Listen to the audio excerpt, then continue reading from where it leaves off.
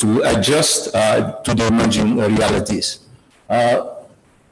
We are discussing ways to see how we can enhance the resilience of the manufacturing sector in a way that it provides some support for the sectors like tourism that has been seriously affected. Create adequate fiscal space, particularly for local government, to enable them to implement, but to respond, to take some emergency measures that are critical for the basic service delivery. In terms of social protection, we have seen that those that did have a better social protection coped better with the COVID-19. So we believe that the implementation of social protection measures to support the poor, the vulnerable, but also the marginalized population can and should be scaled up in a way that it provides the resilience that the population need to cope with such negative impact of COVID-19 and other shocks. The sixth key recommendation is a balance in terms of resource mobilization, external resource, and how these resources then are allocated to prevent a regression on SDGs achievement, but also to make the right choice in terms of resource distributions and also allocation at the local level. Last one have to do that we do all of this, protecting the natural resource bases that are important. How we can recover from COVID-19 and other shocks in a manner that really builds resilience, but at the same time, we build a greener economy and we protect the natural resource base. I think going forward, this has been a year of crisis, but a year of opportunity. I think COVID-19 pandemic has exposed all our vulnerabilities we have seen in almost all sectors. And then there is an opportunity for us to do things different. It's an opportunity for us to reset and rethink ways that we've been doing things. And I think here, definitely for better results, there is an opportunity going forward. Here are the key aspects that as a UN system we're proposing, that this is indeed a living document. So we have to continually reassess some of this analysis, some of this impact on the crisis, and see how then we respond in a way that really is adjusted to local context. And forward-looking, as I mentioned before, looking not only for 2030, but also how we can focus on areas related to governance, social protection, green economy, as well create a digital disruption to take advantage of these new opportunities that we do have with COVID-19 to do things differently. Here are some areas that UN is already looking at it in terms of, you have seen some digital innovation in terms of creating opportunities for the government to continue to operate and take advantage of new technologies. But some offers when it comes to energy, how we can here with the lighting of some facilities, but there is an opportunity when it comes to a number of sectors. Renewable energy as the way forward, not only to reduce our carbon footprint, but also to lower the cost of the energy. Ways of looking at integrated response. Here the NECOC plays a critical role in how we're looking at the different crises that we have seen throughout this year, not only COVID-19, the desert locusts, the flood, the moving island, and the rising of the lake. We have seen it all this year. And there is a need for an integrated approach when it comes to crisis management, but also when it comes to resource allocation and how different sectors can come together to look at the challenge at hand. Of course, the economic and financial incentives are critical for some sectors that have been affected by the pandemic. The way forward, looking beyond the recovery and towards 2030, and here, next slide, we provide some pathways that we believe that can help manage these complexities and these uncertainties. The first is see how we can attract the private sector investment. This is critical in terms of the need for incentive mechanism to attract private sector investment and repackaging some of the banking instrument, as well as de-risking private sector capital. The second that we're proposing is how then we position local economic development as a driver for industrialization and a building base for local economic development. Here, we're looking at aspects relating empowering local government and communities to drive change, how we can have the partnership between private investment at local level, but continue to look at value chains. We have been talking about value addition, but ways we transform not only agriculture sector, the manufacturing, to ensure that we add value and we don't export our jobs with the raw material. Also, looking at ways to implement the reforms that are critical in terms of the land tenure. Land tenure is a critical aspect for the development, one important factor, not only to ensure the tenure security, but we need land to develop. The third one has to do with building the strength in terms of national resilience for disaster. We have briefly discussed about it. How going forward the role of NCOC in terms of coordinating and dealing with the disaster risk management.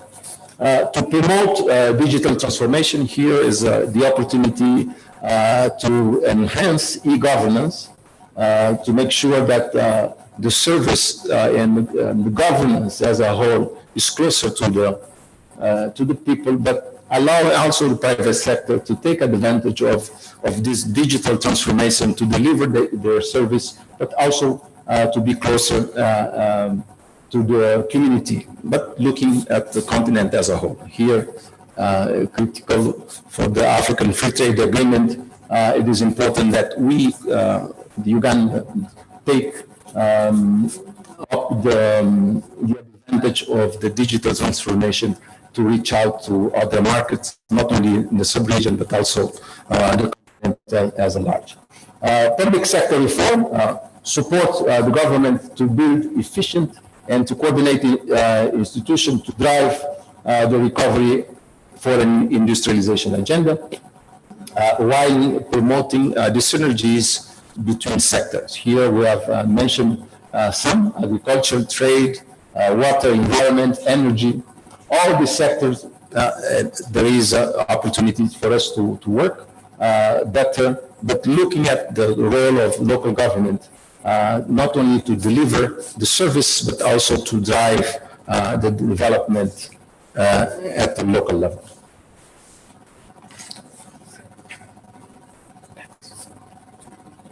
Now, this is my last slide.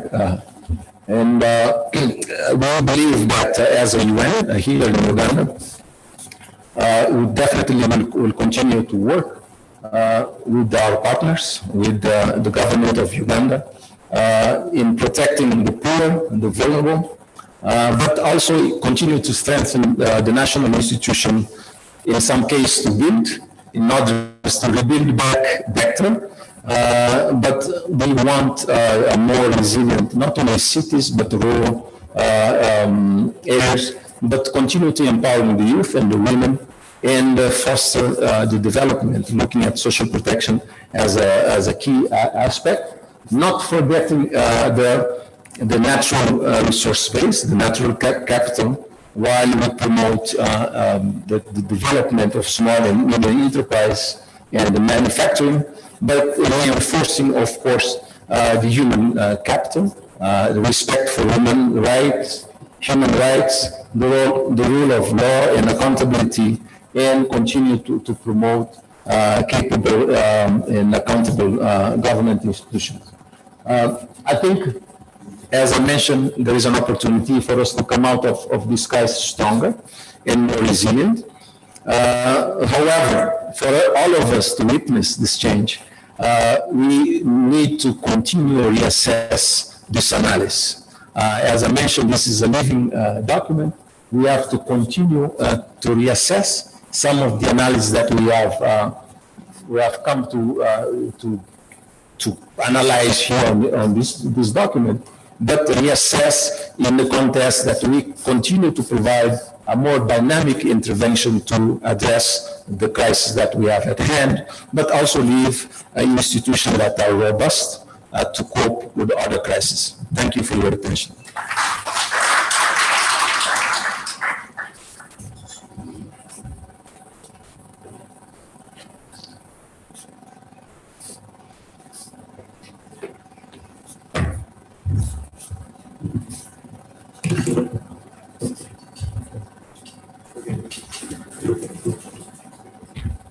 Thank you very much, Doctor. It's the normal, Doctor. We are all getting used to this. Surely we can have Dr. applause at the highlights of the COVID impact report. I need to mention, just in case you're wondering where you can find the report and you're watching, joining us online, please log on to the UNDP website, ug.undp.org. We'll be able to find the first might be the article when you open the page that has the highlights of the report. But when you go to the bottom of the page, you will find the full report, which you can actually download. But as you open the full report page, you will also see a policy brief on the report and the fact sheet also on the report. So you can actually suggest you do that after launch. And we will be launching the report very shortly. Pleasure to invite the Honorable to make his keynote address. You're welcome, Honorable Minister.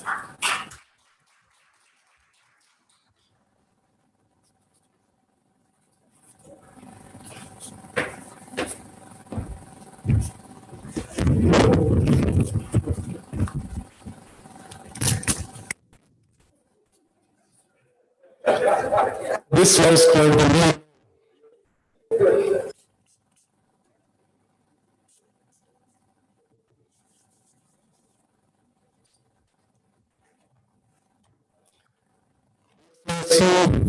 representative to Uganda, representatives of the private sector and civil society, ladies and gentlemen,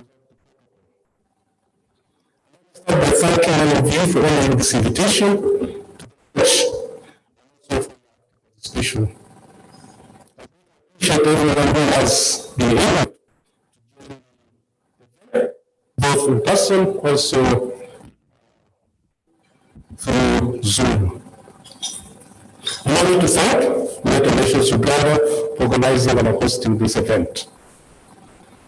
This year has been a unique one, similar unprecedented health crisis because of COVID-19, which resulted in increased uncertainties and also damaged their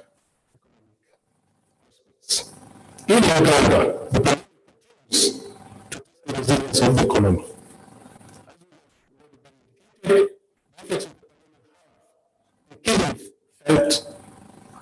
Through products from the key service sectors such as tourism and hospitality, while disruptions to the supply chain, particularly affecting manufacturing, construction, trade, etc. In addition, the slowdown in the pace of the global economic activities continue to inhibit our export performance, while also negatively affecting our remittances from abroad. Additionally, foreign direct investment has also been greatly affected. On the social side, the number of people falling into poverty increased with a higher impact on older persons, women, youth, households with a high ratio of persons with the specific needs in addition to those with the refugee or migrant status and marginalized groups such as indigenous communities. This has called for immediate social protection for the vulnerable. Despite the countless hardships, the pandemic has provided us with opportunities for increased domestic production and value addition. And government has seized this opportunity and is working closely with the private sector to harness these opportunities. To address the health and economic challenges brought about by the pandemic, government is implementing a number of key interventions. One, government of Uganda has made available additional resources for health spending. And this has enabled the hiring of additional health workers, upgrading health infrastructure, and provision of PPEs, that's the personal protection equipment. In addition, we have scaled up resources to support scientists and innovators engaged in scientific research for COVID-19 interventions. We prioritized the support to those affected by the pandemic, for example, the youth, women, the elderly, through social protection interventions, including provision of food relief, increasing coverage of the social assistance grant for empowerment, the SURGE program, provision of agricultural inputs, and the labor-intensive public works. Three, in order to reignite business activity, we have provided additional resources through Uganda Development Bank, amounting to 455 billion, and to Uganda Development Corporation, 100 billion, for onward lending to small and medium enterprises. For the informal micro business, the financial support has been channeled through the Microfinance Support Center, totaling about 160 billion. In order to ease liquidity constraints faced by the private businesses, government is expediting payment of outstanding VAT refunds due to businesses. Domestic arrears are being paid with a priority given to SMEs, cooperative societies, and contractors who have supplied goods and services to government. And to date, I'm happy to announce that the government has cleared up to 305 billion Uganda shillings. In May 2020, the government commenced easing of some of the containment measures which enabled the reopening of some of the sectors of the economy. The good news is that we are starting to see signs of economic recovery, as shown by the high frequency indicators of the economic activity. Though this is gradual and uneven across the sectors, we now see Ugandans back to work and also engaging in productive activities. Nonetheless, the easing of the measures has also coincided with the acceleration of the pace in the spread of the virus, including a significant number of Ugandans losing their lives. I think as by yesterday, the total number had risen to about 98, with over 10,000 so far infected. The removal of the restrictions on the international travel and gatherings will pose additional risks unless the health measures are adhered to. And unfortunately, we're going to learn to live with the virus until we're able to discover and, more to the point, produce and distribute an effective vaccine or treatment on a large scale. As we deal with the challenges of the pandemic, we need to accelerate planning for what will be the new economic order. We cannot aspire to go back to the things that we were doing before the crisis. We must adapt existing measures to restore business confidence and also work towards a recovery that is inclusive for all of us. Going forward, strong multilateral cooperation on multiple fronts remains essential as we work towards containing the pandemic and also mitigating its impact on the economy. International cooperation is crucial for discovering, producing, and distributing a vaccine on a massive scale. To face the ongoing financial needs required to support our recovery efforts, liquidity support from multinational institutions will be required, including debt relief and financing through global financial safety net. And beyond the pandemic, it is equally important to strengthen international cooperation and to resolve trade and technology tensions that endanger an eventual recovery from the COVID-19 crisis. I believe we have been rewarded with some of the stimulating and thoughtful ideas from the report that has just been presented. And I speak on behalf of everyone here that I must say that this has been enormously helpful.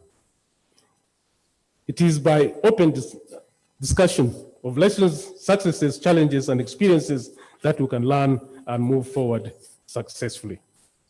So once again, in conclusion, I want to thank all of you for your invaluable time, and we look forward to very energizing discussions of the report in the coming few minutes. I'm confident that we will all leave here with a great sense of what we must do to reinvigorate and also accelerate growth and make it more inclusive for all Ugandans. With these few words, I thank you so much for your attention. I say this for God and my country.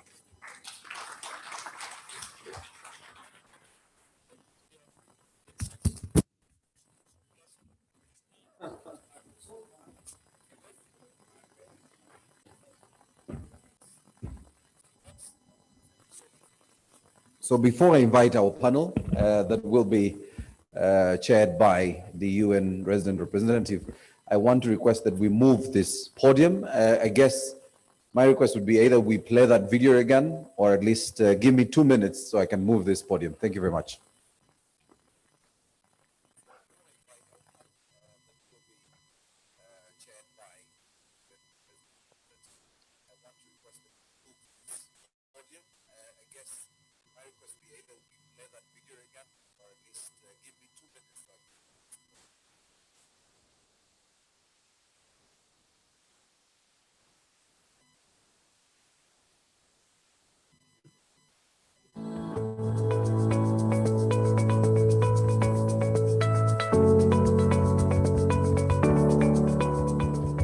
Impacts from COVID-19 are on the rise.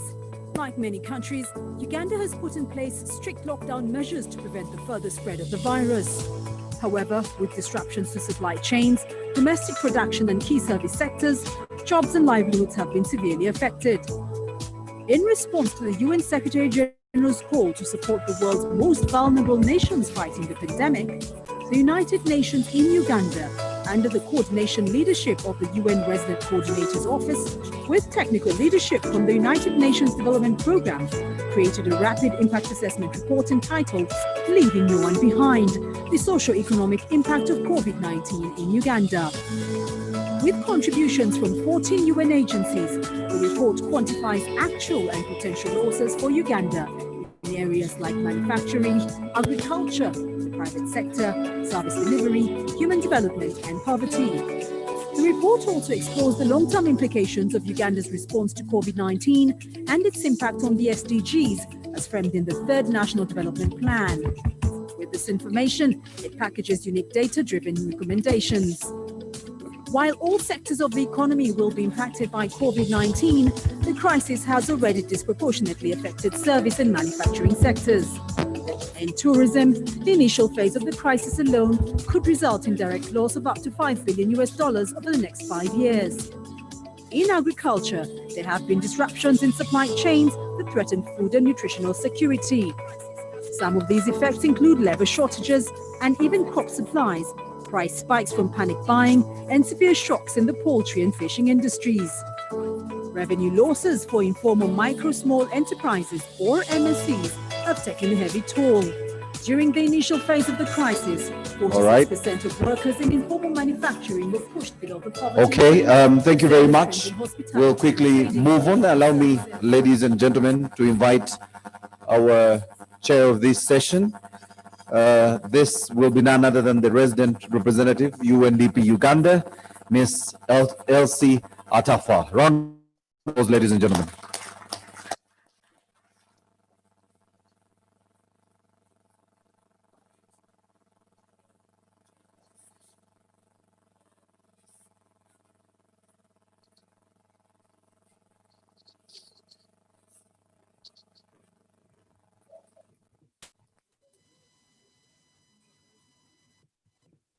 Good morning, everybody. We need some energy here. Good morning, everybody. Well, before I get started, let me do some protocols. Honorable Maria Kurut, Honorable Dr. Ajedra Aridru, Honorable Ministers here, Excellencies, the Resident Coordinator, fellow representatives, the UN family, distinguished viewers online as well. Let me simply say, ladies and gentlemen, and let me just also dwell on the existing protocols.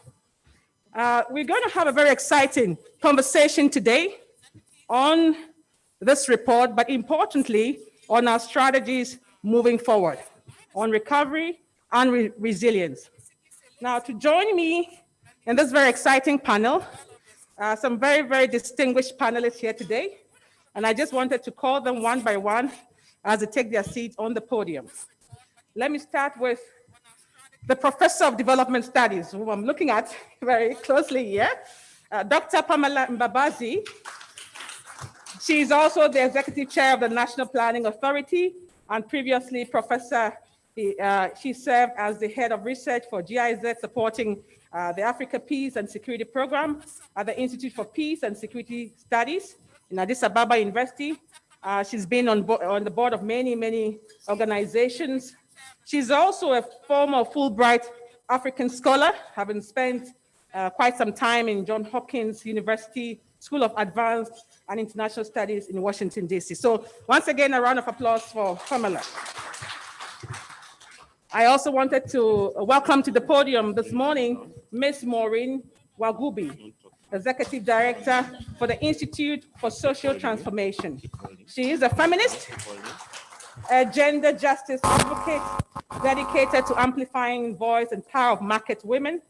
And she's also spearheaded a number of spaces for the repeal of the Market Act 1942, an old and archaic law that governs markets in Uganda. So a very warm welcome.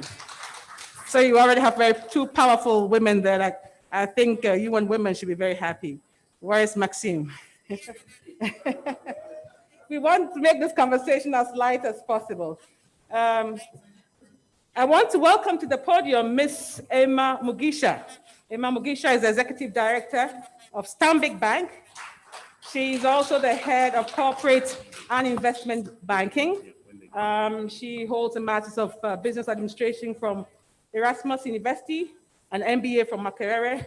Very powerful woman. Please, a round of applause again for her. We will be joined electronically from Addis Ababa. We'll be joined by Dr. Rogers Mukwaya, Economic Affairs Officer. Dr. Mukwaya holds a PhD in Applied Economics from Clemson University, USA, and has over 10 years of experience in trade and development policy analysis. So he will be bringing in the trade perspective. If there's a way of showing him online, please, let's welcome Dr. Mukwaya. Great. Then last but not least, they are the future of our beautiful Pearl of Africa. I want to welcome the youth, Mr. Musa Kazozi, Executive Director, Youth After School Initiative, YASI.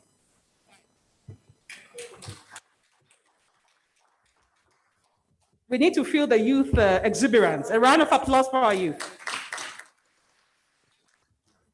So I'm just now going to be seated on the podium so that conversations can happen.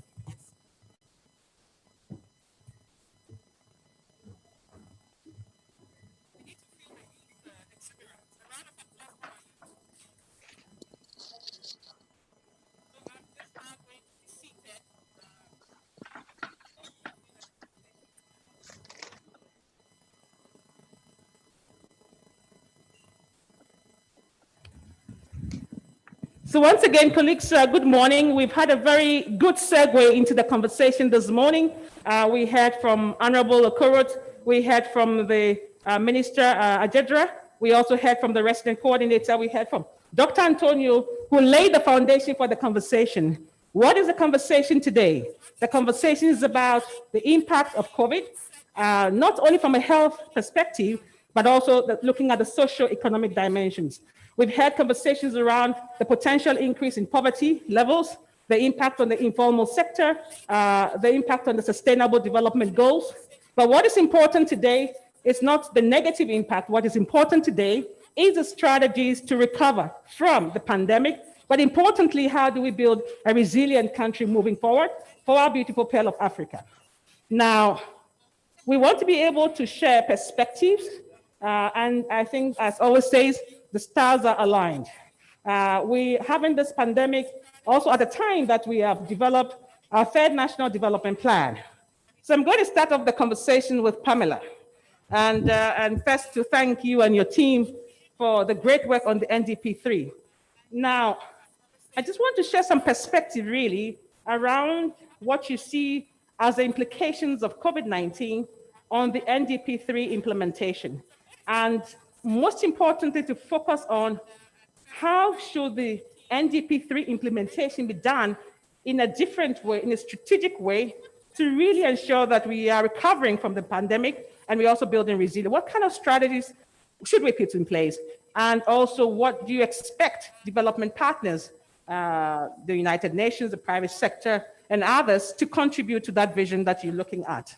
And I know you'll be stepping out at some point in time, so I'm going to be downloading a lot of questions on you. But as you reflect with us, how do we really build a resilient nation? You know, what do we need to do differently? As the Honorable Minister said, we have to learn to live with the crisis. And so with a forward-looking eye, I want to have some perspectives from you as, the chair of NPA and who has been really at the center of the National Development Plan, which is really part of our Vision 2040 implementation. Over to you.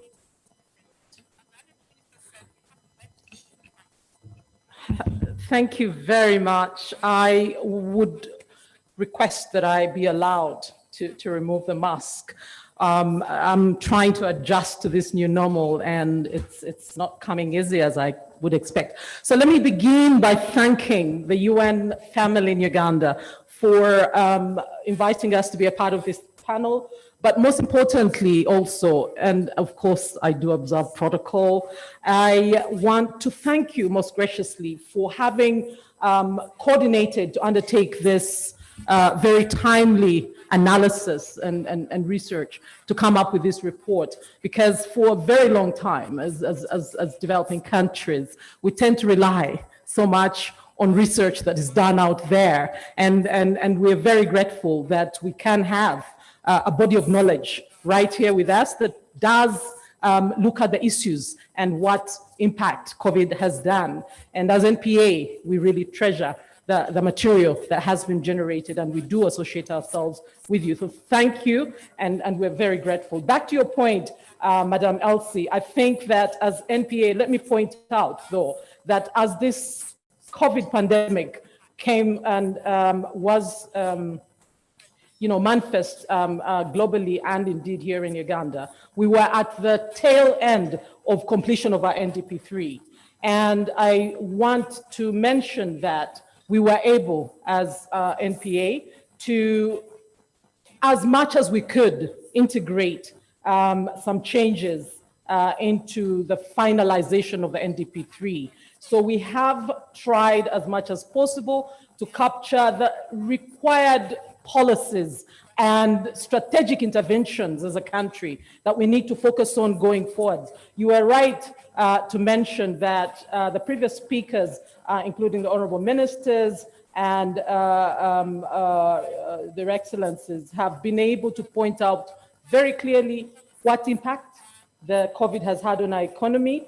And of course, we are very well aware that the overall pandemic will affect the attainment of our NDP3 goal, which is actually the, improving household incomes and the quality of life of Ugandans.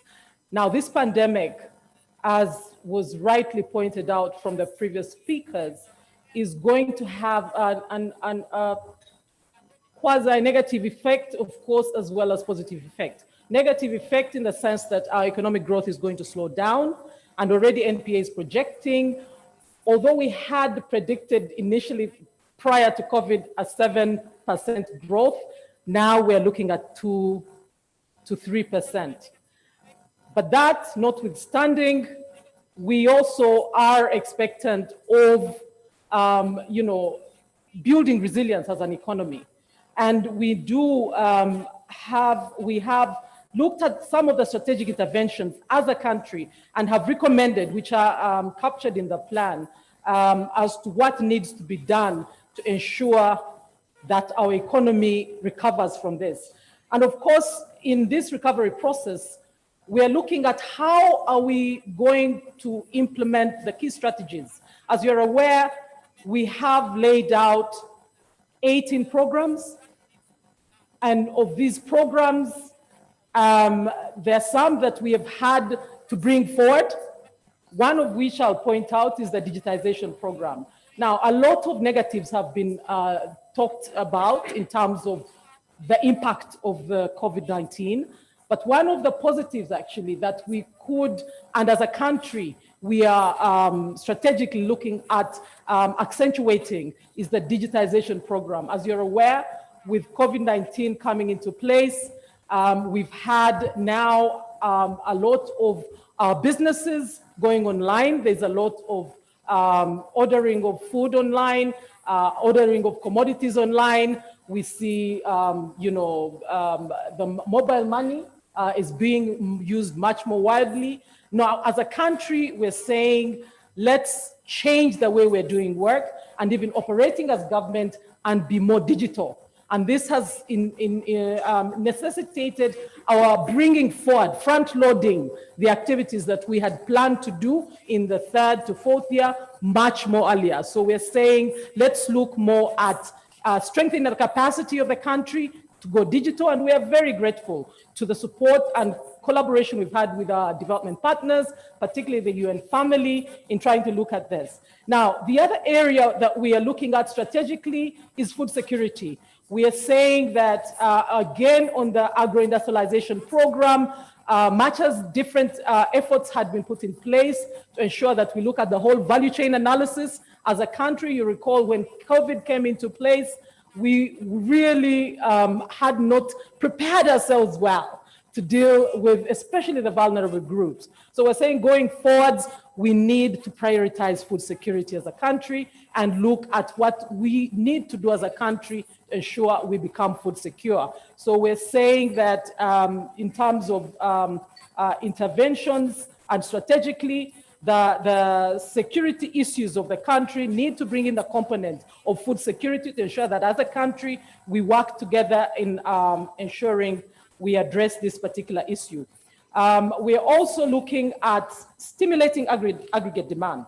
We want to make sure that both in the short and medium time, we target expenditure interventions, not just at the household level, but also at the farm level by focusing more, and I think the Honorable Minister mentioned this, in looking at small and medium enterprise support of programs like Emyoga, the UDC financing, UDB financing, but government is deliberately and intentionally looking at spending its limited resources in stimulating aggregate demand by ensuring that expenditure goes on promoting Emyoga, promoting UDC to strengthen small and medium enterprises so that as an economy, we come out of COVID.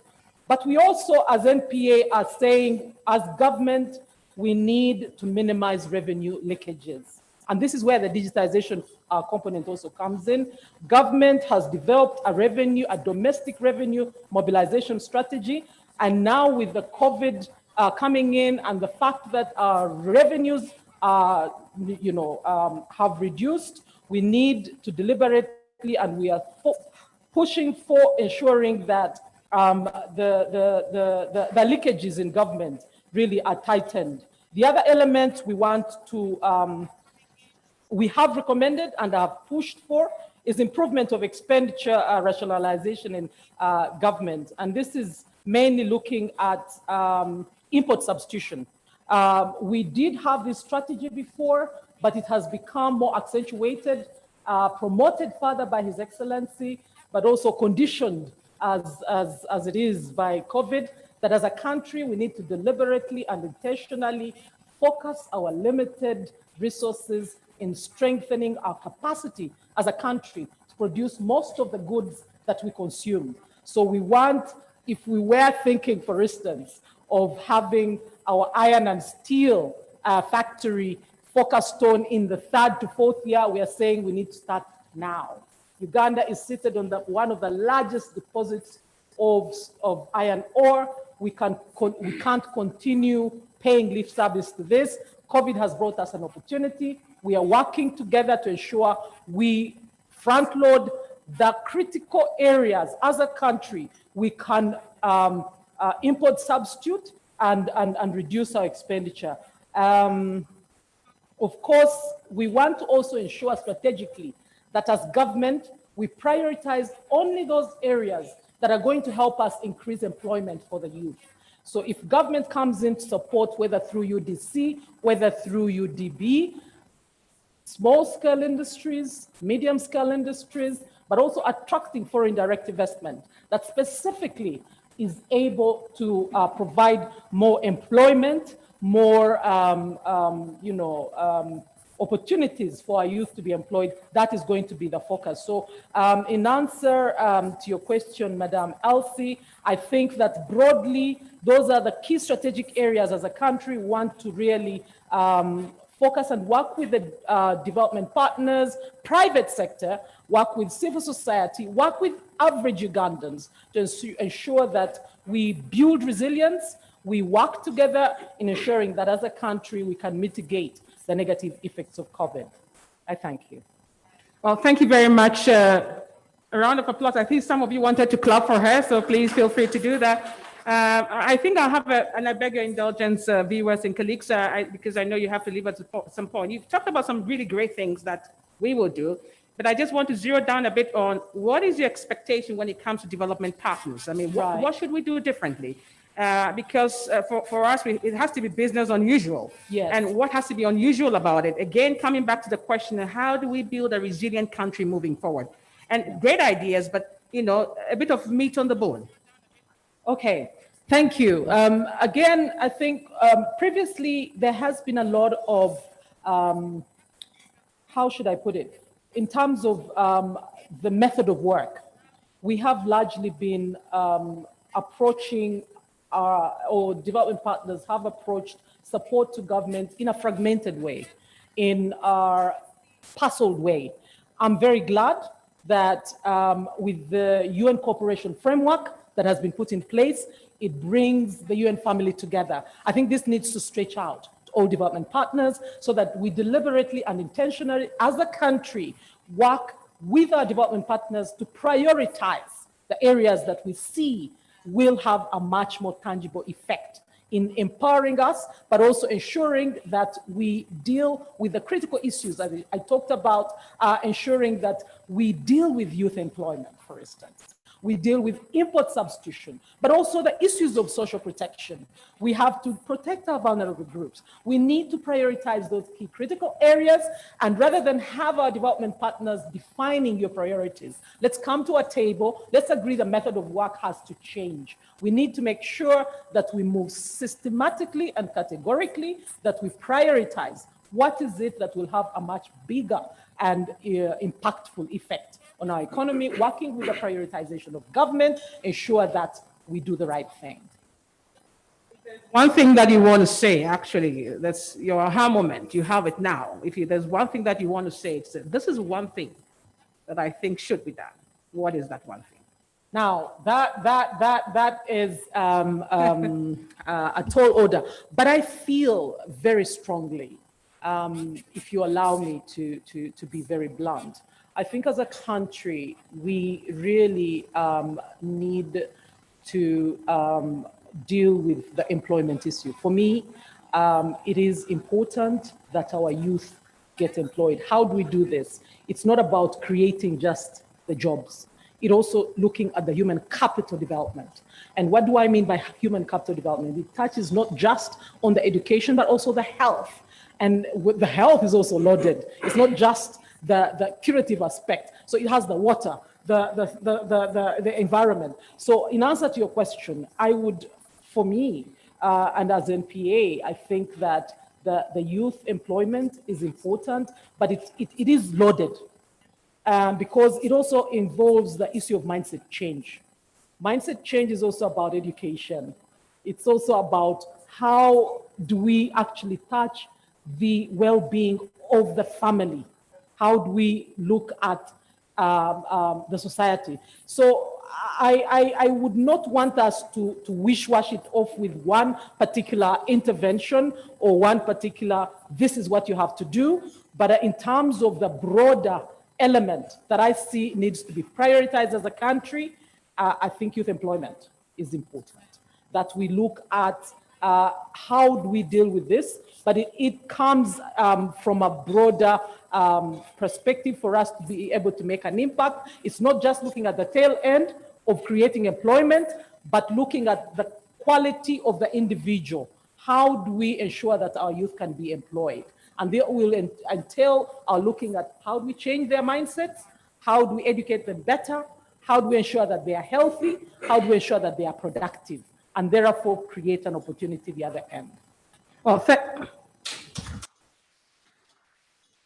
you very much, Professor Mbabazi, for those foundational elements. I mean, going back to the basics, the NDP3, what programs we need to prioritize as a country, how we need to work differently, and coming back to the question around youth and employment. So this is a very good segue, and I'm going to come back to our youth representative very soon. But I'm looking at you, Maureen, and you've been listening very, very well and attentively to Pamela.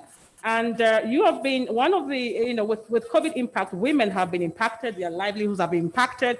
And there's a good old saying that if you educate a woman, you educate a nation. In other words, when you empower a woman, you empower a lot of livelihoods and you promote the development of a country.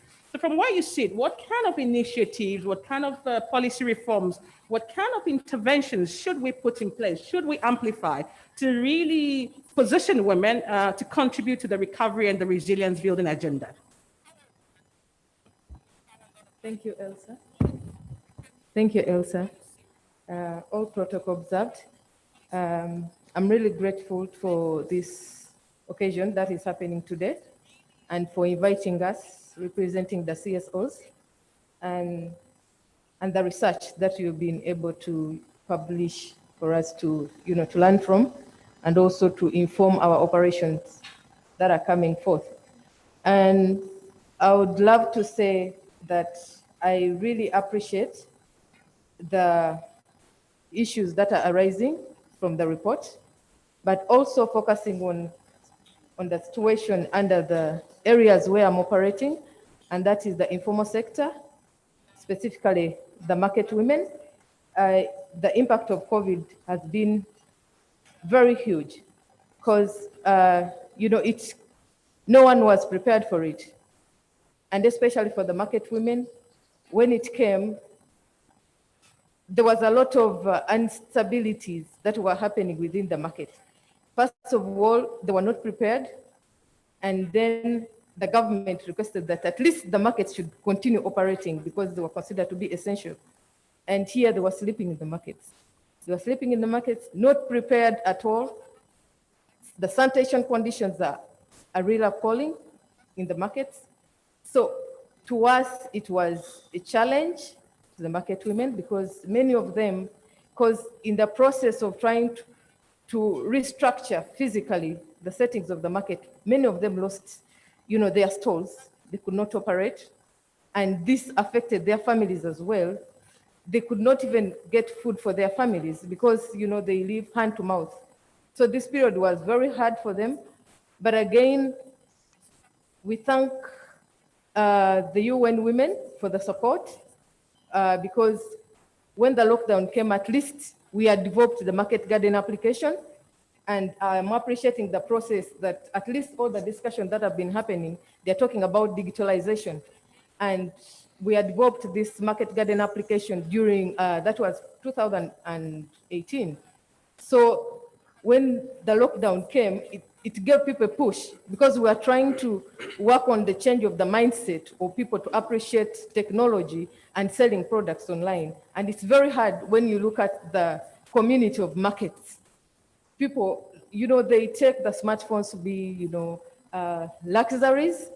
So the lockdown helped us a lot, that at least people started embracing it. and even the community at large to start appreciating that I don't have to work specifically to go to the market, but I can make the orders online and my goods will be delivered. So I appreciate that at least we're able to bridge and also to control the spread of COVID.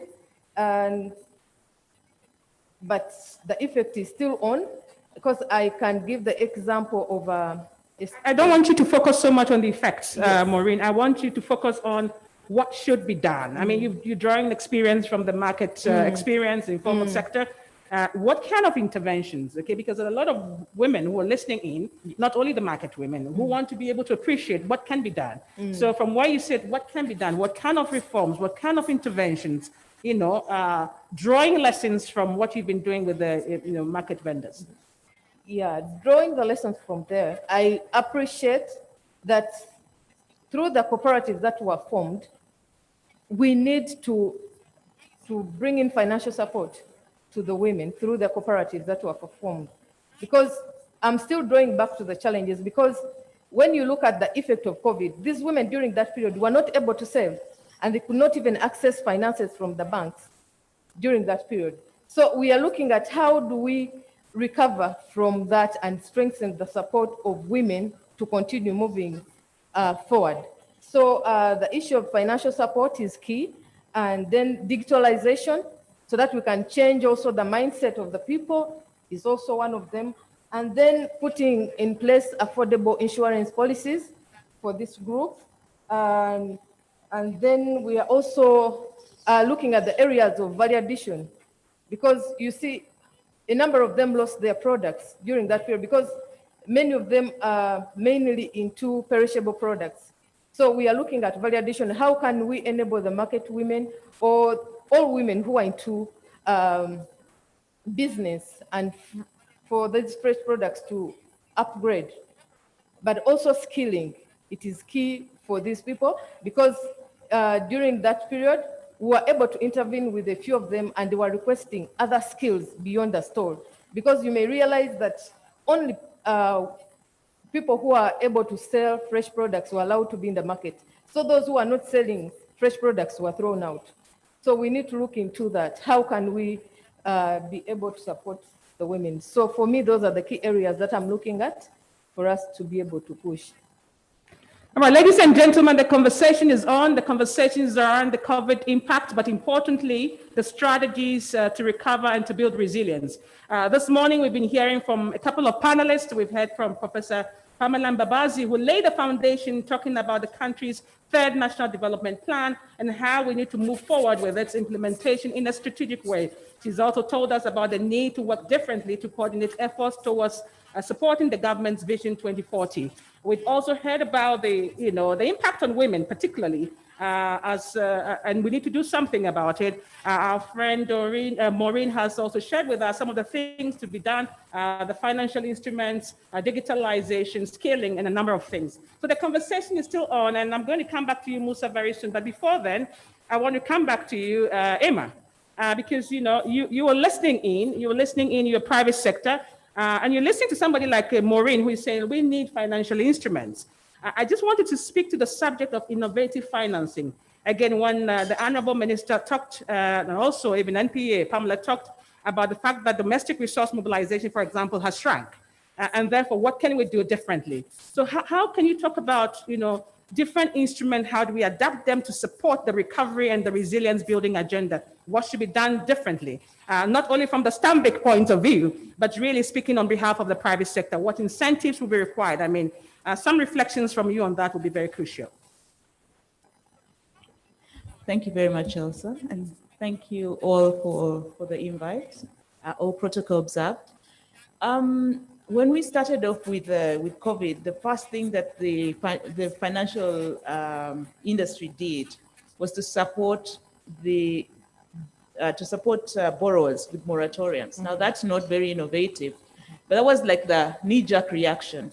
And at that point, we were figuring out, will this take 3 months, 6 months? Now those initial moratoriums 6 months later are actually running out. And now is when we are starting to assess the real effect of COVID on businesses. So one of the things that the industry is doing as a whole, banking industry, is to actually go back and have conversations with customers to say, okay, we gave you a moratorium for 6 months. What do we need to do to help you to survive? Because it doesn't help us as an industry for all our customers to get into non-performing loans. So the first bit is really to have conversations with our customers on long-term survival after COVID, and how do we restructure, how do we support our customers to find a way out. So that's the one thing that's happening at the moment, because that initial 6-month period is actually running out. Then everybody's talked about digital, and it's unfortunate that we will one day look back and say, what is the one thing that led us to be digital? And we'll say COVID. You know, all of us had digital plans, but we've had to quickly put them in place because of COVID. So back to savings, account opening, transactions, online transactions. I mean, we are all struggling now to connect to Safe Border, to Jumia, to everyone who can do anything online, because we have to go digital. And we've also gone beyond that and looked at things like a trade club where customers cannot travel to China. I know we're trying to do import substitution, but on the way, customers cannot travel to China. So how do we have a platform on which they have access to suppliers and have a safe way to be able to import what they need to import and pay for it and safely? So all these digital channels are coming up, and it's not just Stanbic. You will see that every day there will be somebody talking about, whether it's Centenary with the Center Express, or somebody else will be talking about something digital in this space. But I think my favorite outcome of this pandemic has been partnerships. The partnerships between government, civil society, private sector have been amazing. I don't know where we were all this time. Everybody was in their little silo doing their thing, but we've realized that this is a leveling ground where we need to work together in order to have the biggest impact. So as Stanbic, I have to speak about Stanbic. We partnered with UNDP, we've partnered, and we are in the process of partnering with the wider UN, as Rosa said earlier. But I've also, I've tried to Google post-COVID partnerships, and I could see StanChat with, I think it was ABSA with UNICEF, StanChat with another UN organization. So the partnerships have been one thing that has come up really strongly, and something we need to capitalize on for a bigger impact. And then lastly, we've talked about how do we get resilient going forward. I think the one thing we realized as Ugandans during the lockdown is our saving culture is so bad. I think average savings per person, if you take an average, is probably 5,000 shillings, which then, we've got a saying in Luganda which says, "Mele which is food for today." And that has worked for us as Ugandans because we have food. Generally, we have food. And has worked until you get into a place where that food is not available, or you can't get it, or you can't travel to the garden. What happens? So the one thing we need to do in these partnerships is improve our saving culture as a country and as a people, and get away from that mentality of survival for today into being resilient. If we can all save, then Pamela's plans will easily come to pass because there'll be resources enough. The president is always castigating us as having very high interest rates. If we can all save, there'll be enough money. We will have to lend at lower rates. So that, if there's one thing, if you ask me, the one thing that we need to do is find a way of improving our saving culture as a people. Ladies and gentlemen, the conversation is on. We've been just heard from the private sector, improving our savings culture, digitalization, restructuring some of the loans, and really partnering, doing things differently. But I'm not letting you off the hook, Emma, because, and I perhaps play the devil's advocate a bit. Pamela says, well, we need to import substitute. And you say, well, we're helping the traders to import more and helping them with platforms. There seems to be some contradiction there. And therefore, what I want to come back to you, how do you help with the import substitution agenda? What kind of incentives can you provide for the people to produce locally instead of helping them with the platform to import some more?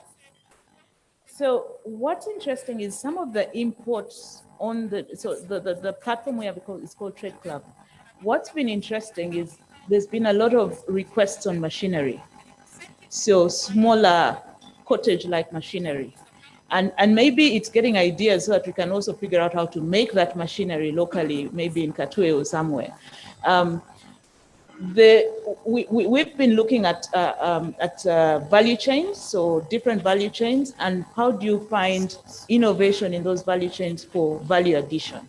Because I think, especially when it comes to agriculture, we really need to work on value addition because we've been blessed as a country. I mean, if you look at the red tomatoes in this country on any one day, and most of those actually go bad, if we could just find those small cottage industries that are able to do that value addition, then that will really add value to the whole ecosystem.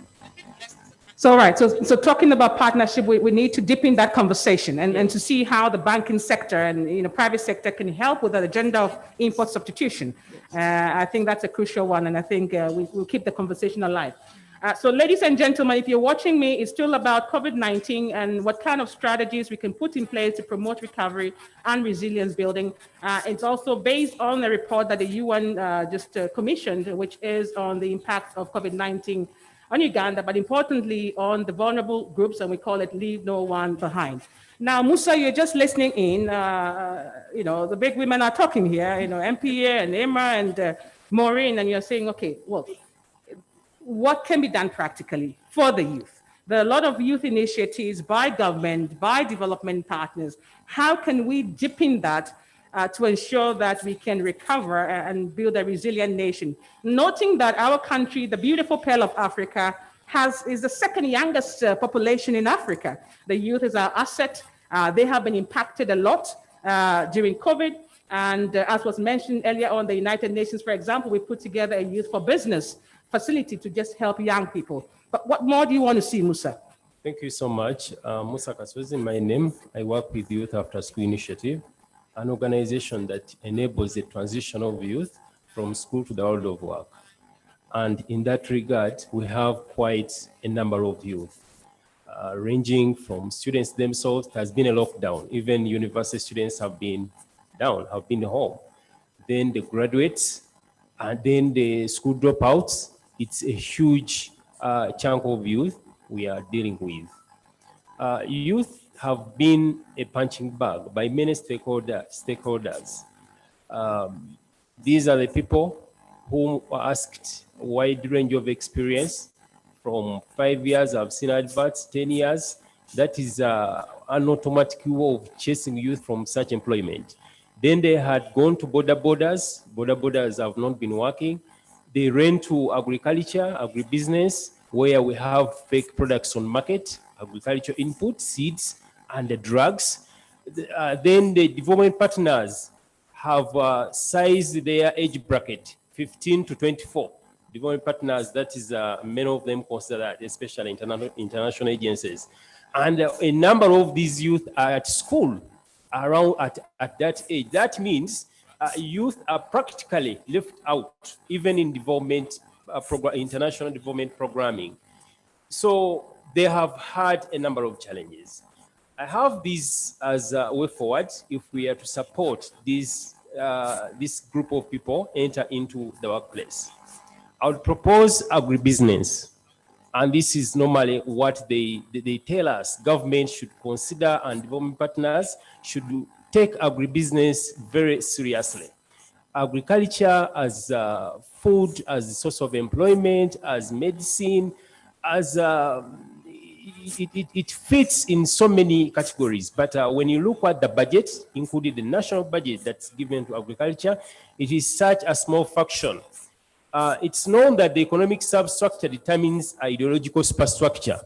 We cannot keep talking about agriculture as a backbone of Uganda when we see it, we don't see that reflected in the national budget. Agriculture can have a classified budget.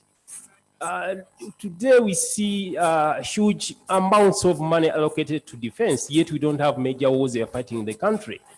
Over a few days back, the youth celebrated when they heard of a supplementary budget of 3.7 trillion, and their assumption was now a big chunk of it was going to go to agriculture and related value chain, only to hear that again, a big proportion of it was going to State House. we were wondering whether there were a lot of business or gardens in the state house that required such huge amounts of money. We are trying to disconnect ourselves from reality. During the formulation of National Development Plan 2, I got a privilege to have been invited by stakeholders, the various stakeholders, and I warned myself that Uganda was likely to fail achieving National Development Plan 2 if we disconnect ourselves from ventures where we have comparative advantage. We are aware of the number of population agriculture employees in the country. Okay, if it doesn't bring returns on our, in terms of forex and all that, we can then do it as on humanitarian ground. That if it employs majority of the people, let's put finances where most of our people are, especially younger people. I would therefore have the following as recommendations. Where can we get funds to add to the agriculture budget? Let's stop or even reduce the decentralization process that has been going on, that comes handy with a very huge administrative burden. You have RDCs, you have the DSOs, the PSOs, the whatever. So you find so many councillors supervising few technocrats. These days we have districts where you find a district engineer is even richer than a district itself. But the government is still proposing for more districts. So Musa, I'm not cutting you here. I just want you to focus more on, I mean, if agribusiness is a trend, I want to hear more about how you can be supported practically. Because here you are with NPAs, here you're hearing the private sector. What is it that can be done? I mean, agriculture should be a business. I know the decentralization agenda is important, but I want you to focus on the thrust of the conversation, which is what can be done to support the youth. Increase agriculture funding. I was giving options where funds can come from, but increase agriculture funding, if that is possible. We can also create market linkages. Instead of giving youth funds, we can create markets for them. Actually, youth don't need the funds more. They need market more than the funds, the initial funds we give them. Some of them have managed to do, to start either the way they can start, but then where to sell. The government and stakeholders should also support the post-harvest handling. There are many young people and other stakeholders have cultivated products. You find tomatoes, they have them in bulk, but then they're after where to sell them, and then they are rotting. So you find that they will be forced to sell at very cheap prices or even lose them when they rot. We also propose to have quality skilling. There are a number of young people who don't know exactly what to do in agriculture. Even some of their staff, for example, at local government, they are themselves not conversant. One time, some youth invited agricultural practitioners from the sub-county to support them in mushroom growing. And these extension workers did not know, they didn't have skills to support youth to grow mushroom growing. So we need to support youth with these skills and also use professionals at every level who can support those who are trying to foster agriculture or who are trying to promote agriculture. Thank you very much. All right, so thank you very much for bringing the perspectives of the youth, and I'm going to very quickly be inviting Rogers, so please put Rogers on standby. But I could see a number of people rolling their eyes when you started talking about security issues, but I just wanted to say, the government has an obligation itself to protect its people. So that is a very interesting space, and I don't want us to get into controversies on this one. They can make a determination what the budget should look like, even if there is no war. So I just wanted to put that in context. But having said that, you mentioned a very important, a couple of important factors, particularly the issues around market linkages, agribusiness, agriculture as a business. I think, Antonio, when I opened the floor, perhaps at some point for just about 2 or 3 minutes, I would expect you to intervene also talking about agriculture as a business and what can be done more practically. But Rogers, can you put Rogers online? Rogers, you're listening into the conversation, and it's a very important conversation, particularly when it comes to the issues around trade. Whatever we're going to do, it's also important to look at the regional dimension, more so that we have the Africa Free Trade Continental Area Agreement and some agreements in the East Africa, region. What are some of the best practices? What are some of the opportunities, drawing lessons from countries in the region that we can bring to Uganda in terms of building resilience, in terms of recovery? What are those things? You were listening in to the youth as well. Agriculture is going to be a great aspect of that. How are we going to trade in agriculture? How do you connect somebody here in Uganda to somebody in Ghana, in Nigeria? What needs to be done differently this time to make regional integration and regional cooperation work, but also what would make the African Free Trade Continental Area Agreement work for the benefit of the people of the region in terms of recovery and in terms of resilience building? What have we learned? Thank you, Madam Moderator. All protocols observed. Now, listening to the previous discussants, they've all talked about the nature of the crisis and the national nature of the crisis. But this crisis is more than just a national crisis. It's a regional crisis. It has affected Eastern Africa, and it has affected Africa. And this is where the good news comes in. In the next 2 months, January 2021, the CFTA is going to be launched, which Uganda has already ratified. Now, why is this important in the context of the pandemic? We've done the analysis, and what we've seen is that the CFTA, the African Continental Free Trade Area, can boost industrialization in the region. And I'm going to use the case study of the pharmaceutical industry, which has proved to be critical during this pandemic, to illustrate why we need regional markets to solve some of our problems. Now, at the beginning of the pandemic, if you recall, a lot of countries in the West and in Asia stopped exporting some of the drugs they considered critical to the rest of the world. So there was that initial export restriction on exports of pharmaceutical products that fortunately has been solved, but it's just an indicator of how things can go wrong in case of a pandemic. And then if you look at what's happening with the vaccine development, most of the vaccine development for COVID is taking place outside of Africa. And this has implications for African access to these drugs. So what can Africans, what can Uganda do to make sure that we can boost our own pharmaceutical industries? Now, I'll give a very good example of what the Uganda government has done to boost the pharmaceutical sector. And this is there's an industry called Quality Chemicals, CIPLA.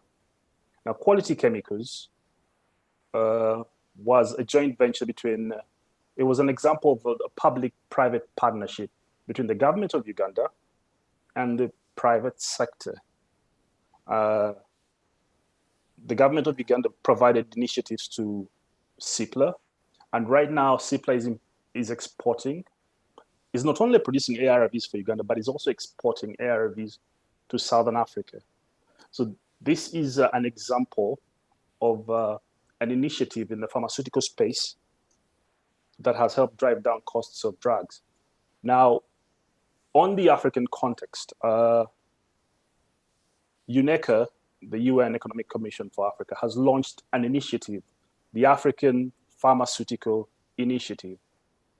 And the goal of this initiative is to make sure that we can produce critical drugs in Africa, drive down the cost of production, and make sure that African countries are prepared for the next pandemics. We need to develop our own regional chains, especially in critical sectors like the pharmaceutical sector. We can no longer rely on the rest of the world to provide us with critical drugs. Because as we have seen, whenever there's a problem, whenever there's a crisis, you either get countries shutting off their exports of critical drugs until they can satisfy the domestic markets. So I think this provides, the pharmaceutical industry is a good example of what can be done regionally to deal with this pandemic and future pandemics, and also create jobs. The CFTA is going to create jobs for youth in Africa. We've done some of the analysis we've done, and it shows that because the CFTA will allow youth to move across Africa, you will have a Ugandan can go to Ghana and find job opportunities in Ghana, find market opportunities in Ghana. I remember there's a young lady in Nairobi, Kenya, who exports hides and skins to West Africa, and she's doing this she was doing this even before the CFTA. So you can, once the CFTA comes into place, such opportunities will be increased within the region. Thank you. Thank you very much, Rogers, but there's a dimension you have not touched on. You talked about partnerships, which is great. But I want to come back to the point around regional value chains, because that's very important.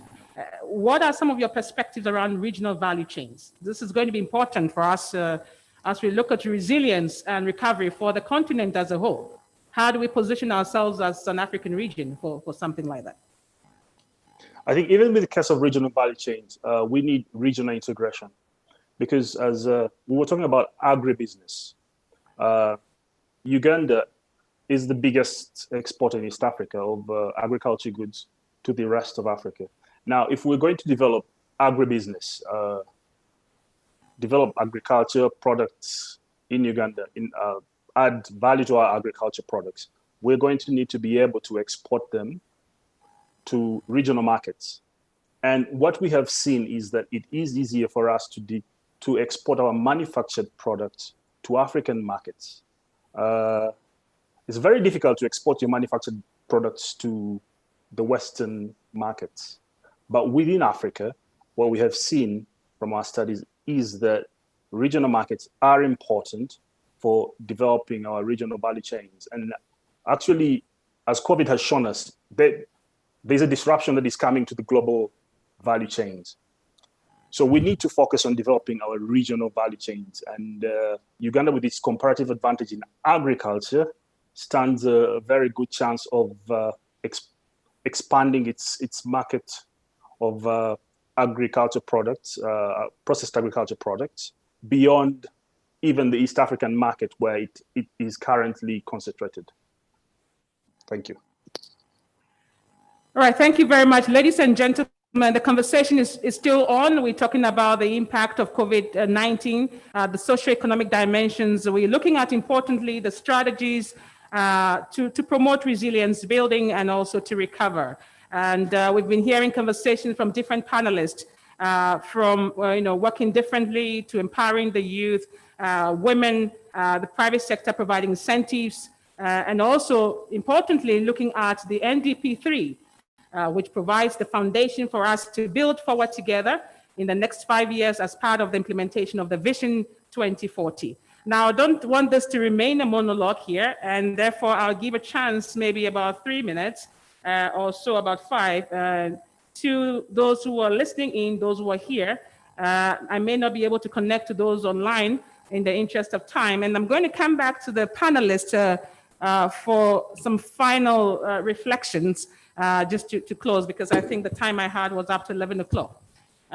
Please, if you do speak, please keep it short and sweet and straight to the point. And I'll let the microphone, please ensure it's sanitized. As you pass it around to the next person, it needs to be sanitized. And please keep your mask on. Because we are in a public space. Please keep your mask on. We can hear you even if you have your mask on. And Antonio, I'm going to come to you because I want you to touch on the issue around agribusiness and the regional value chains. I think it's a common thread in everything that we are saying, from agro-industrialization to agribusiness to trade. And I think that's a thread that I want you to highlight. I'll take the gentleman, yes. I'll take 4 people and that's it. So please, it's a contribution. Keep it Okay. short and sweet. The Thank lady will you. hold the microphone, yes. Thank you so much. My name is Dr. Taha Kasule from Islamic University in Uganda. I want to touch briefly on the issue raised by Miss, I think it is Professor Pamela. When she started talking, she talked about the unemployment problem and how she thinks that this should be handled, and they practically talked about the issue of FDI, for example, as a strategy. But maybe you really want to explain further, because as I can understand, the pandemic is global, and where FDI is coming to Uganda, they are also affected, and it is reasonable to assume that they will also be having problems coming to the rest of the world. And maybe something else about stimulating aggregate demand. You talked about the circles, yoga. And do you think that it is not more important for government, for example, to allow the people who are working to have more disposable income by way of tax reductions, so that they can be able to have more disposable income to stimulate the demand from their perspective? Thank you. So the question is on foreign direct investment, really, FDI for sure. All right, I'll take the lady over there. And Thank you so much. My name is Patience Kemijisha. I work with the Institute for Social Transformation. I'd like to react to the issue of digitization. It came up in two panelists when Maureen and Professor Pamela were discussing. And for me, I'd like to zoom into it's an opportunity for us, the youth, and of course, Ugandans at large, to embrace technology for business, make more money while using technology. But then how affordable is this technology, especially for people in the informal sector? What is the government going to do to make the internet more affordable so that people can be able to make money while using technology? Thank you so much. all right, so the question for those of you listening in, how can we make the internet affordable so that we can promote the agenda of digitalization? All right, I have a hand here. Please keep it short and sweet, because I'm going to close this one in 5 minutes. And then I take two over there. I don't see any hand here. And then I come to you, Antonio, to close. Please. Thank you, Chair. Thanks for the report. I have 2 points. One, in terms of way forward. I think in order to have a resilient economy, we need to invest seriously in marketing and quality standards. I think, Pamela, you know very well that our milk is not being sold in Kenya. Our market for eggs is stalling. We lost the market in Tanzania, and now we are building roads in Congo to enable us, trade. This is very serious, and I'm happy that the Minister for Finance is here. We must negotiate markets, especially the regional markets, seriously, because our produce must be sold so that we can be able to grow. The second is to reduce the cost of business. And I go to Stanbic Bank. If I get a loan to produce coffee and you require me to start making payments the next month, just be rest assured, I will begin to default immediately. We must do that. The cost of electricity, it is still so high. Pamela, I don't know what we need to do. Power is stuck at Karuma. We can't transmit it to the final consumer. What's wrong?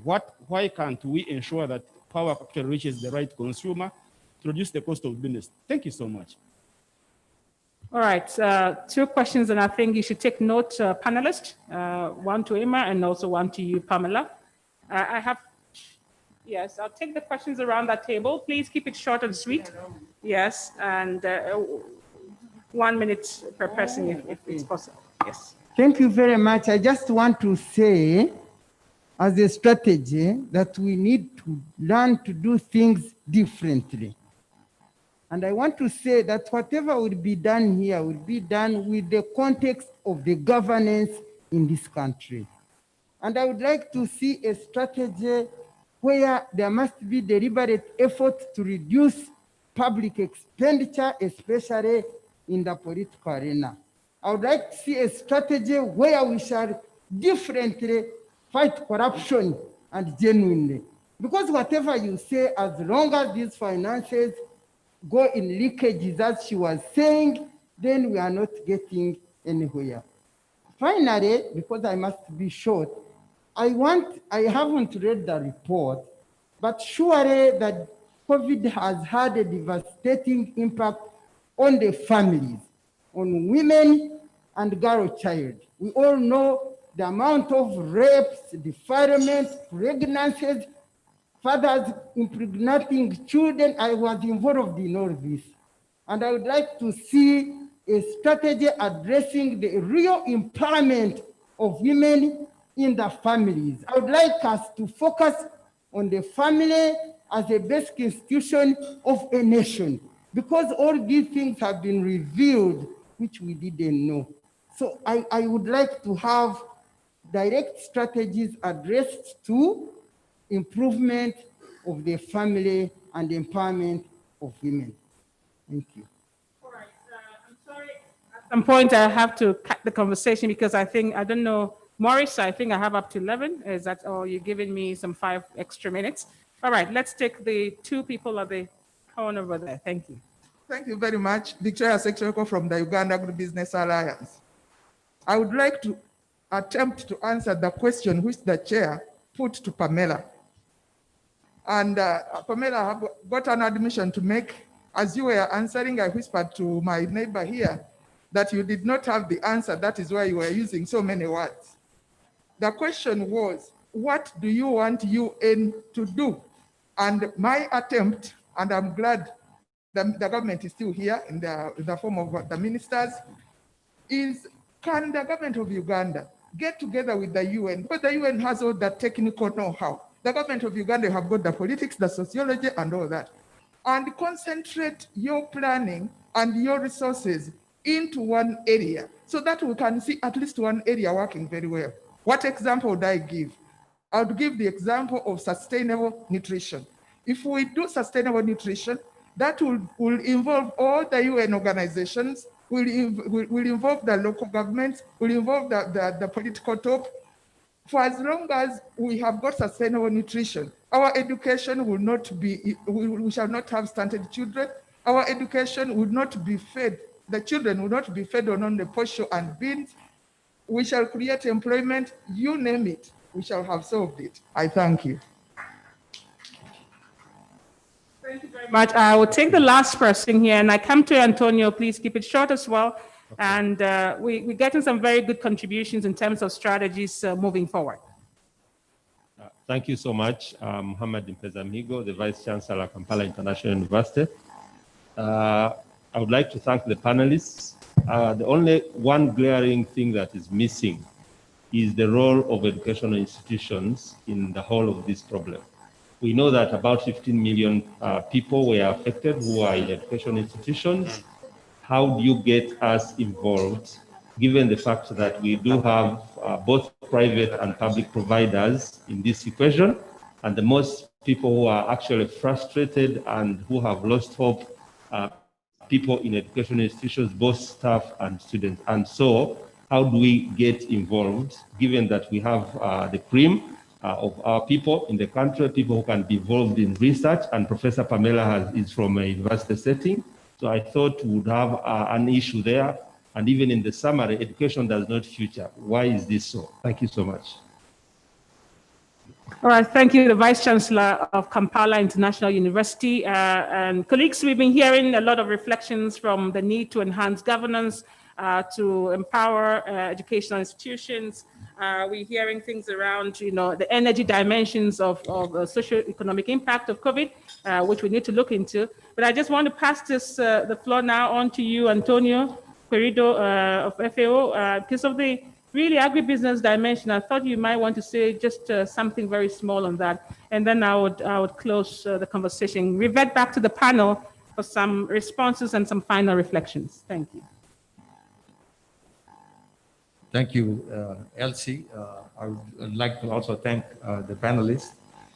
Indeed, agriculture is the sector that I strongly believe that can propel Uganda to middle status income. We know the potential that the agriculture have in terms of for the economy of Uganda, and that agro-industrialization is seen as the key for the next 5 years.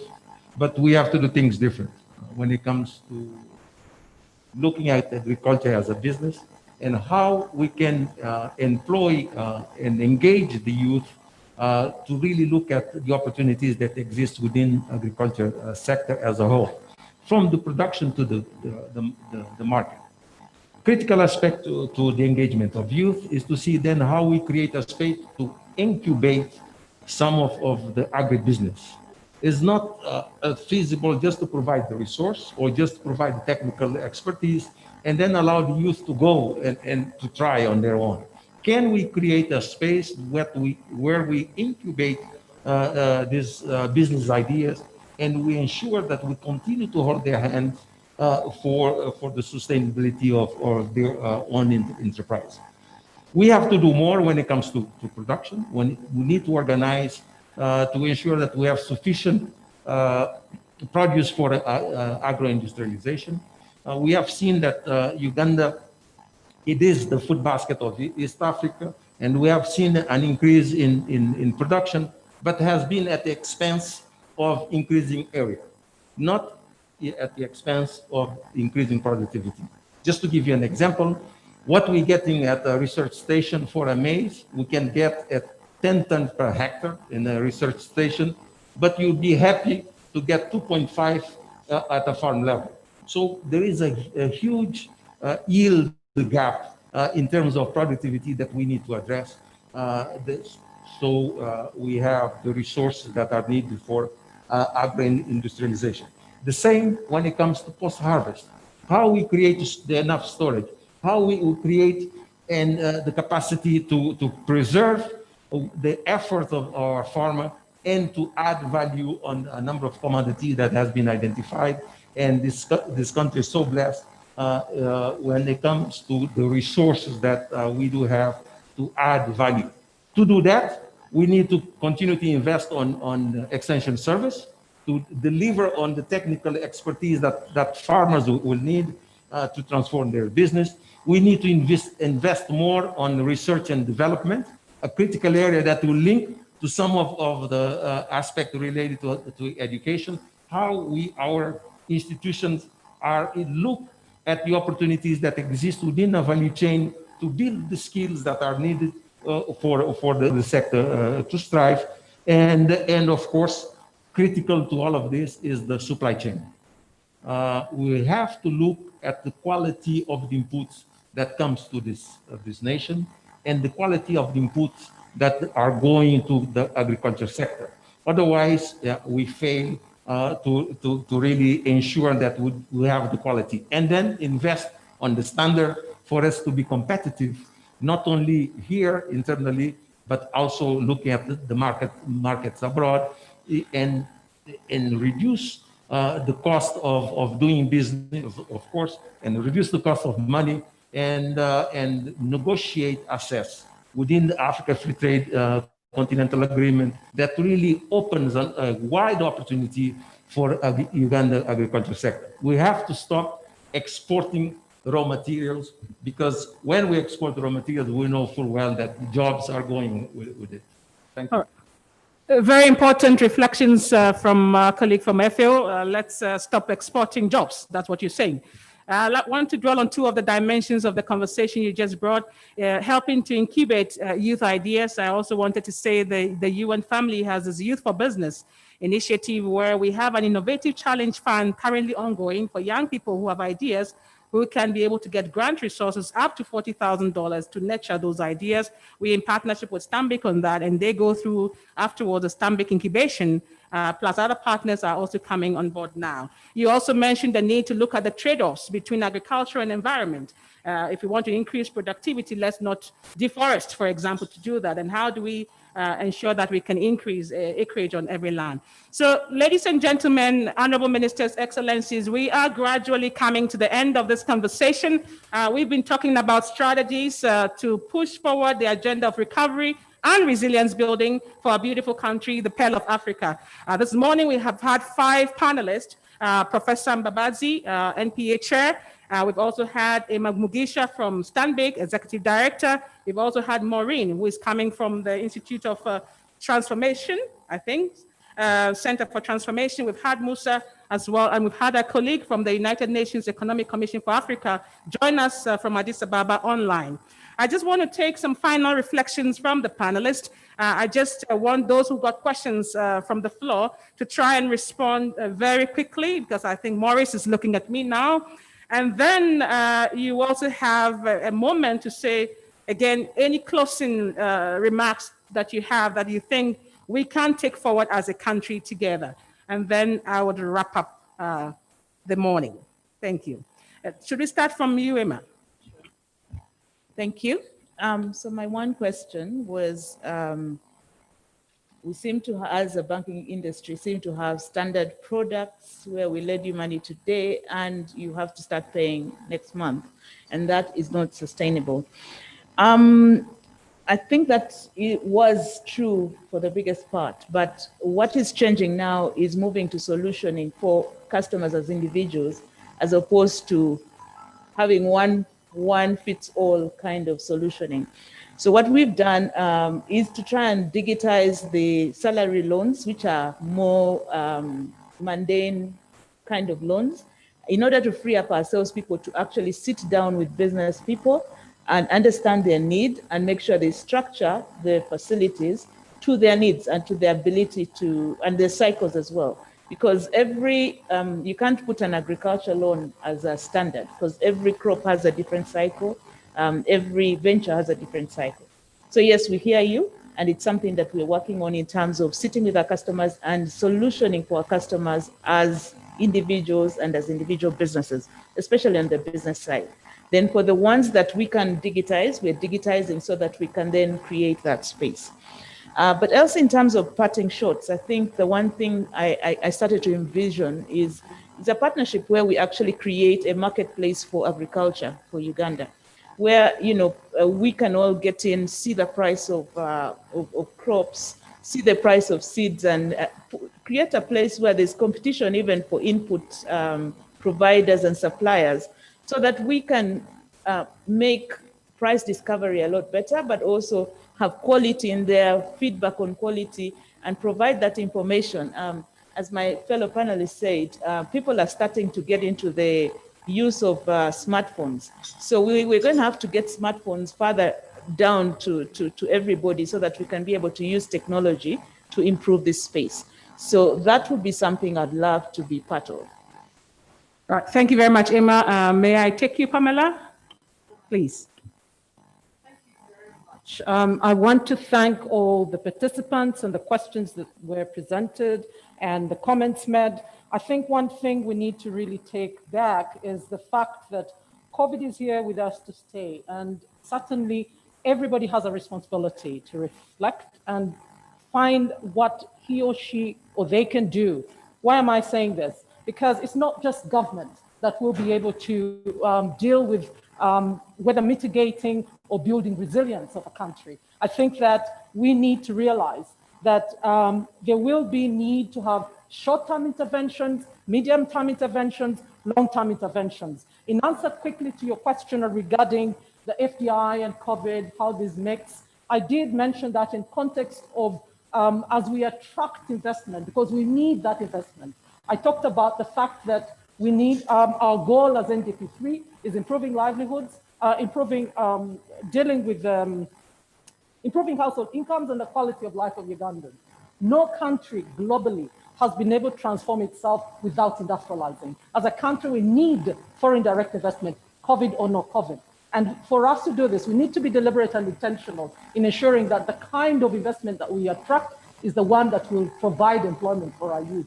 So we are working proactively with the private sector, with all stakeholders, including the development partners, to ensure that we attract the kind of foreign direct investment that will provide jobs.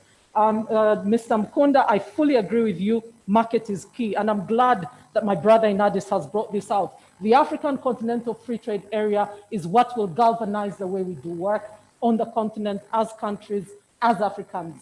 If we are able to put in place clear strategies that will help us operationalize the Continental Free Trade Area, we will expand the market on the continent, enable us to do precisely what we need to do to transform our continent.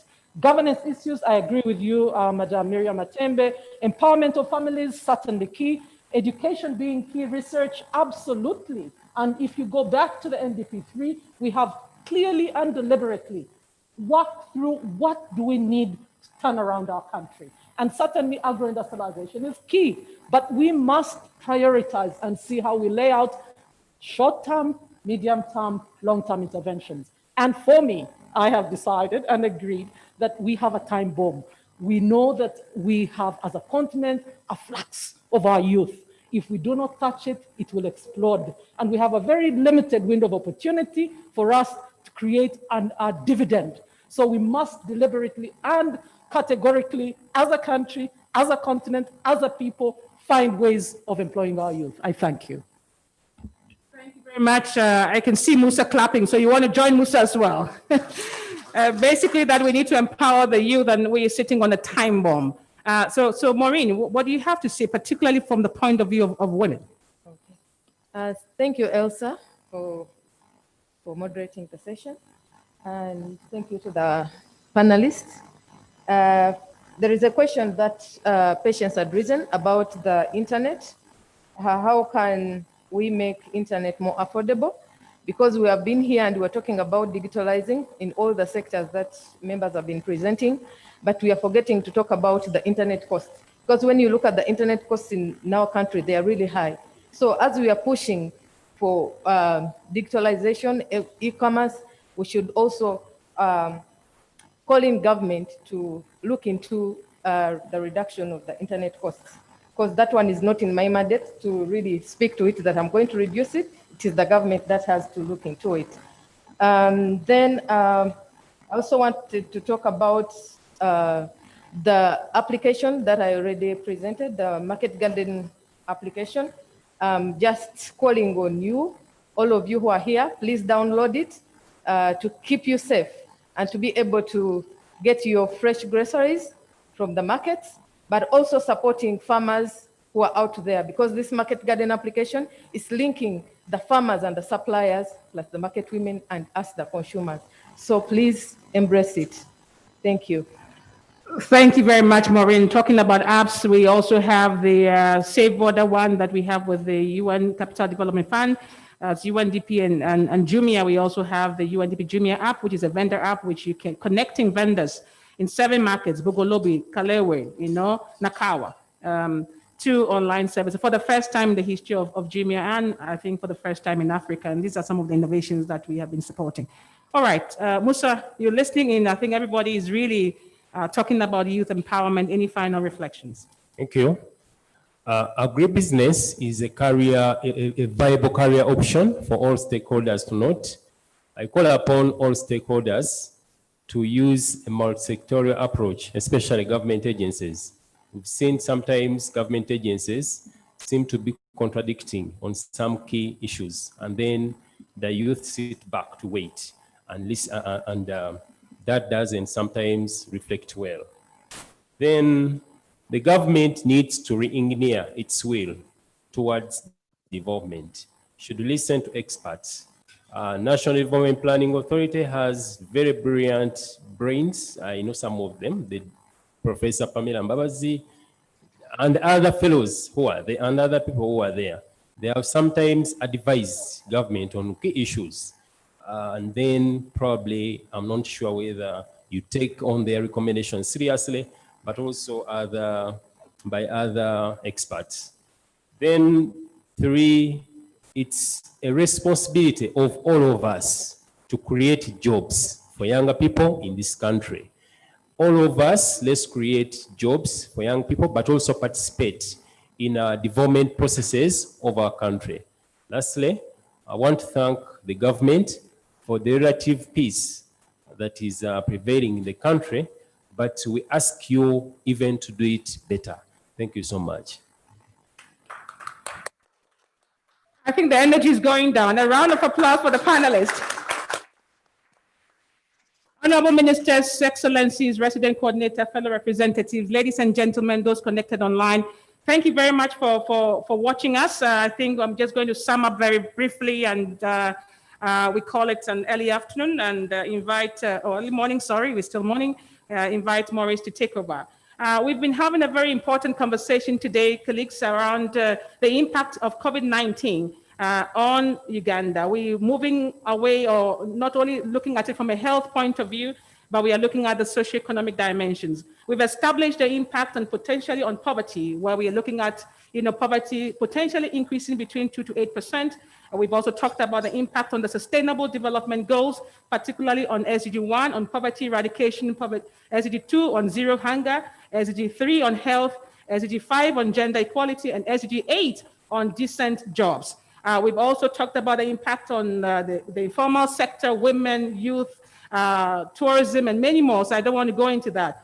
But what is important is that the conversation today has been focusing on how do we build forward better?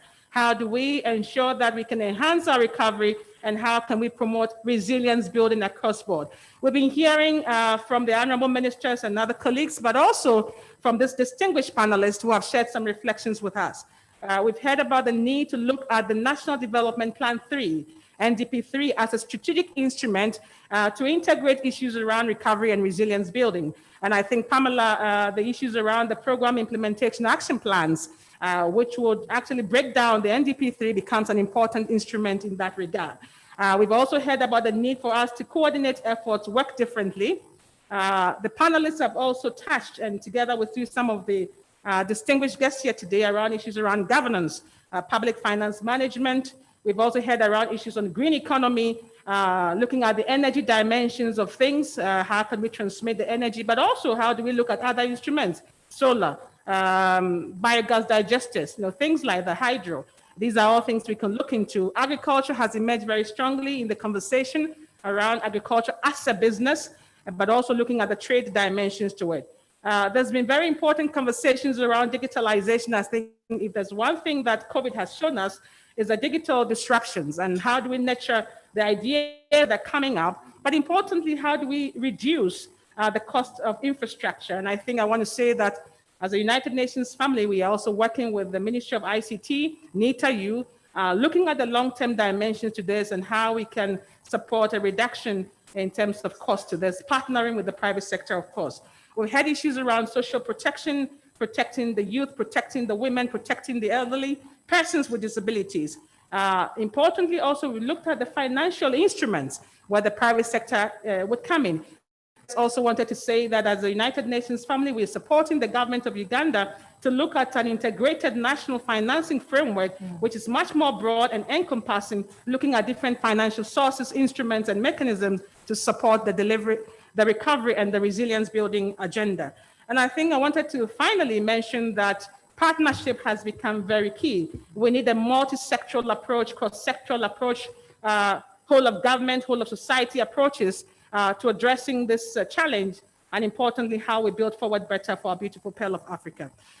So on that note, let me say it's been an exciting time moderating this panel. My name is Elsie Atefa, and I'm the resident representative of the United Nations Development Program. Thank you very much. You can now take our seats, and over to you, Boris. Before you go, I think also we can have a photo here with our panel. Please remain socially distanced. As you do that, another round of applause, ladies and gentlemen, for this fantastic panel. Elsie, you could come to the middle, since you're the moderator. We'll have you in the middle. Okay. And this was a very socially and gender sensitive panel. The men are saying it was imbalanced, but this was very, I'll add myself so we can equal this number. All right, photographers, here you go.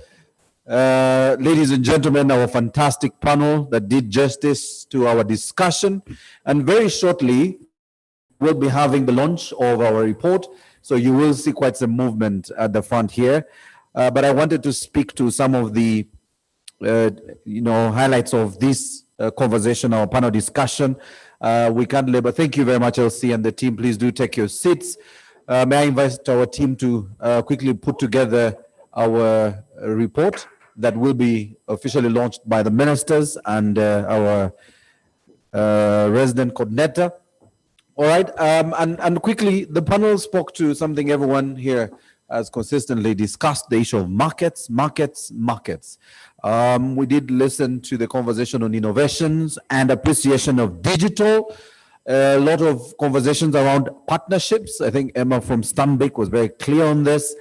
Our very poor savings culture came to the fore when we went into lockdown, with a lot of us wiping out the little savings we had, and also the rationalization of expenditure, government expenditure in the various sectors. So, ladies and gentlemen, once again, I really want to thank Elsie and the panel for doing justice to the discussion on our report.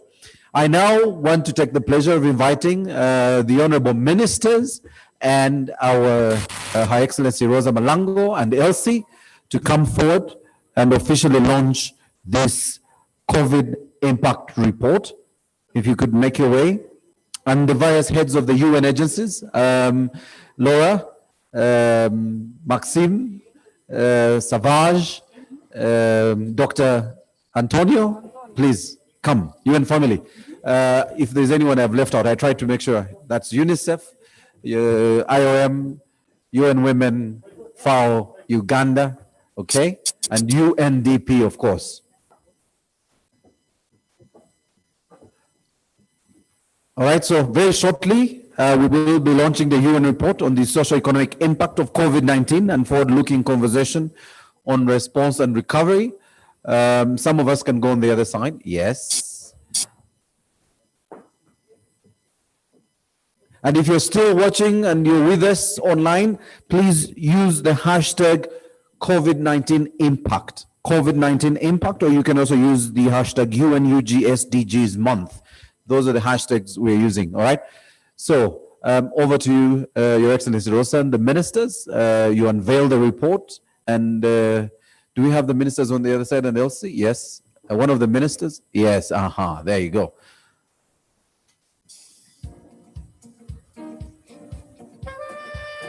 Round of applause, ladies and gentlemen. All right, so we'll cut the tape. There you go. The Honorable Minister will officially cut the tape to launch and officially launch the COVID-19 impact report. Thank you very much. We'll have a photo opportunity here so we can capture this moment for our headline papers and for the news. You will also all autograph our report. The blue one, of course, the colors of the UN. Yes, there you go. So we'll have all our UN family members penning their signatures to our report, and also the honorable ministers, Honorable Ajadra and the Honorable Karolo Krut, will do the same, that marking the official launch of the COVID-19 impact report.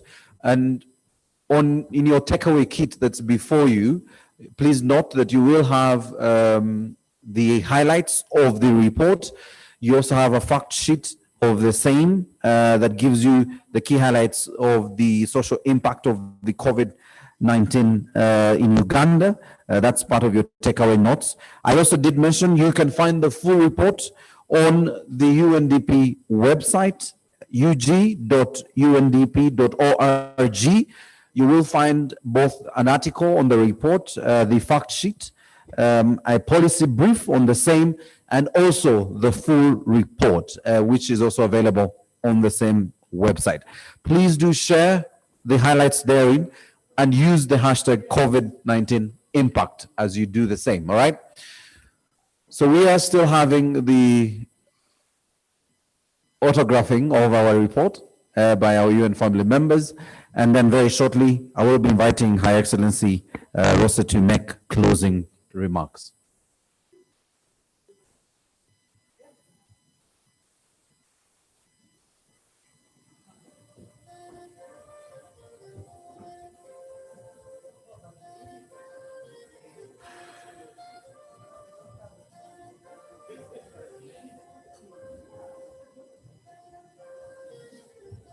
All right, that is done. Let's have all of us holding the report. Yes, the photo with the report at the front. There you go.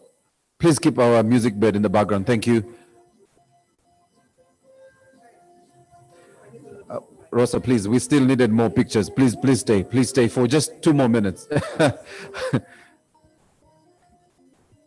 right, so photographers, as soon as you're done, let me know. I need Rosa to close this. This is TV time, and we're very careful.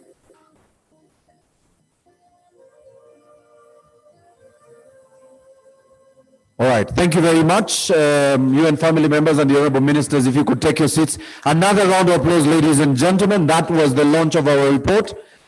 So I now invite Her Excellency Rosa to make closing remarks.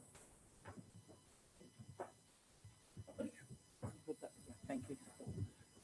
I don't have my spray thing here. Honorable ministers, our champions for sustainable development goals in Uganda, dear colleagues of the United Nations system, physically here and online, our beloved development partners, our youth, including the Youth SDG Coalition members who have been following, as well as the youth who spoke so eloquently on the panel today, our colleagues in Addis Ababa, Nairobi, and other parts of the world who have let me know that they're following this launch closely. Ladies and gentlemen, this is a moment to say thank you, but this is a moment also of reflection. On several occasions, I have highlighted the fact that more than 60% of the 3,000 UN staff in Uganda are Ugandan. That means that this beloved report that we have launched today is local content. Congratulations, Uganda. We are particularly humbled and honored to be able to help produce this report, which is a reflection of our role as a trusted partner, an advisor, and an enabler for the government and people of Uganda in your journey to become a middle-income country and achieve the Sustainable Development Goals. I thank you for your participation. I invite you to read the report, bring it into your work, give us suggestions on how to continue to keep it alive and enrich it, and celebrate the fact that Uganda has its own analysis to decide how to build back better. Thank you for your attention.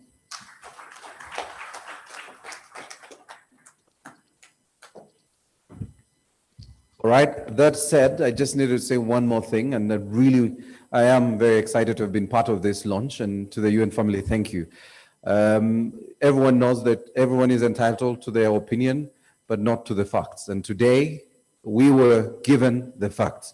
My friend Mukunda, who likes to share numbers, now you have a report to refer to and say the UN family says, and this is where we need to go. So thank you to the UN family.